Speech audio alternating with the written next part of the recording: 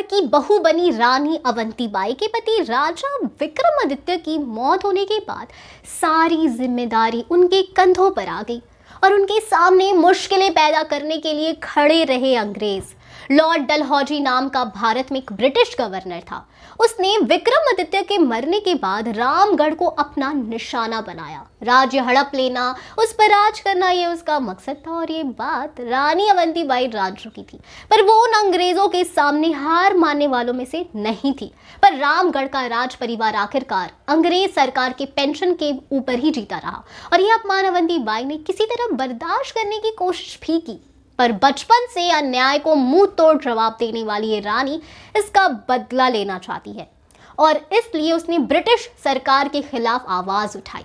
गांव में जाकर हर घर में अंग्रेजों के बारे में, उनके अन्याय के बारे में लोगों को बताती रही, जिससे आसपास के राजाओं ने उनकी तारीफ भी की। इसी वजह से ब्रिटिश सरकार अवंतीबाई से चलने लगा।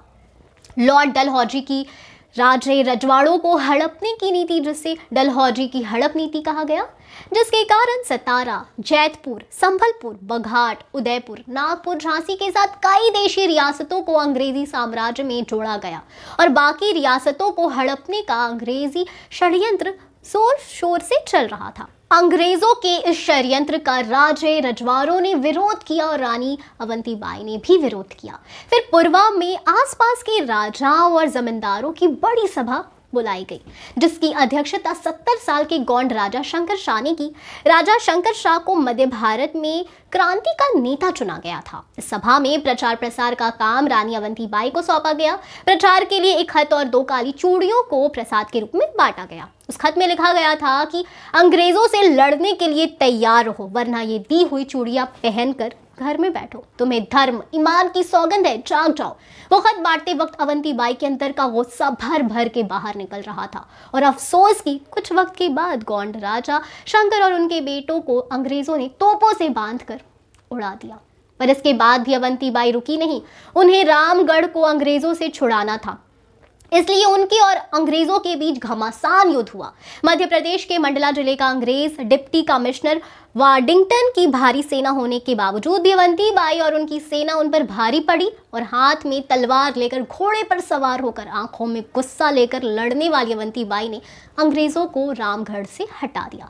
रानी ने चटाई हुई धूल को अंग्रेज बर्दाश्त नहीं कर पाए और बदला लेने के लिए उन्होंने वहां के किसी राजा की मदद से रामगढ़ को घेर लिया। तब अवंतीबाई के पास कम सेना थी और उन्हें अंदाजा लग गया कि अब उन्हें वहां से निकलना चाहिए, इसलिए वो वहां से देवहारगढ़ की पहाड़ियों की तरफ चली गई। रानी को पता था कि अंग्रेज उनके पीछे जरूर आएंगे, पर उनके आने तक वहां पर इंतजार करती रही। फिर वहां पर एक मंदिर में गई, पूजा की, भगवान का आशीर्वाद लिया और अपनी तलवार के साथ अंग्रेजों का इंतजार करती रही। जैसे ही अंग्रेज वहां पर आए, रानी बाहर आई। अंग्रेज और उनके बीच घमासान युद्ध हुआ। अंग्रेजों की सेना सामने वाली सेना पर भारी पड़ गई। कम सेना की वजह से अवंतीबाई ज्यादा लड़ नहीं पाई और जब उन्हें एहसास हुआ कि उन्हें घेर लिया गया, तब हाथ में तलवार को पकड़कर रानी दुर्गावती की राह पर चलकर उन्होंने अंग्रेजों से कहा कि हमारी दुर्गावती ने जीते जी दुश्मन के हाथ अंग न छुए जाने की शपथ ली थी, इससे ना भूलना। और फिर अपने सीने में मारकर उन्होंने अपनी जान दे दी।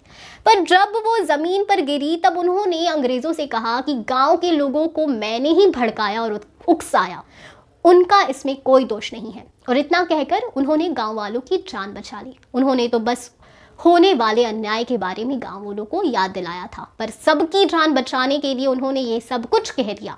तो ये थी रानी अवंतीबाई, जो कभी घर गृहस्थी संभालती थी और दुश्मनों के साथ हाथ में तलवार लेकर घोड़े पर बैठकर लड़ती भी थी।